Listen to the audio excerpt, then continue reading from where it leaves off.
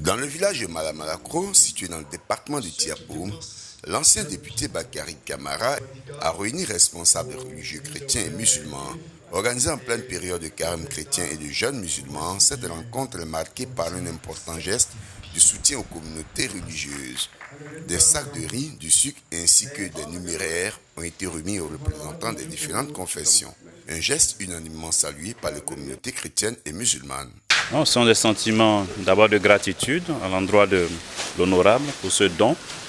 Et le pape Benoît XVI nous rappelait en son temps que la charité est l'élément le plus élevé lorsqu'on vit justement ce temps de carême. Et pour ce temps de charité-là, nous avons des actes de reconnaissance envers l'honorable. Et puis nous prions pour lui, pour que lui aussi il ait un saint et fructueux temps de Ramadan. C'était un homme de cœur. Et à chaque année, il essaie de nous inviter à cette cérémonie pour partager avec nous le peu qu'il a. Je l'ai qualifié d'homme de charité. En effet, il en est un. Voyez-vous, il vient de donner du bonheur à toute cette communauté, les deux communautés d'ailleurs, puisque nous sommes cette année avec nos frères chrétiens. Nous avons débuté le carême avec eux et les jeunes musulmans. Et ensemble, nous avons conviés à cette cérémonie qui nous permet aujourd'hui de rentrer avec un peu de vie pour donner à nos communautés qui en ont vraiment besoin. Pour le donateur, cette action s'inscrit dans une tradition constante de proximité avec les populations locales.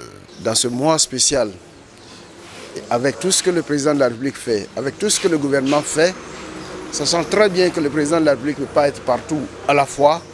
Nous, cadres du RHDP, cadres des différents villages, nous avons décidé, moi en tant que départemental RHDP, de faire ce don comme un relais du président de la République, de son gouvernement, pour que les musulmans et les chrétiens, ceux qui sont dans le besoin, dans la nécessité, identifiés par les prêtres et les imams, puissent être aussi des bénéficiaires de cette période de joie.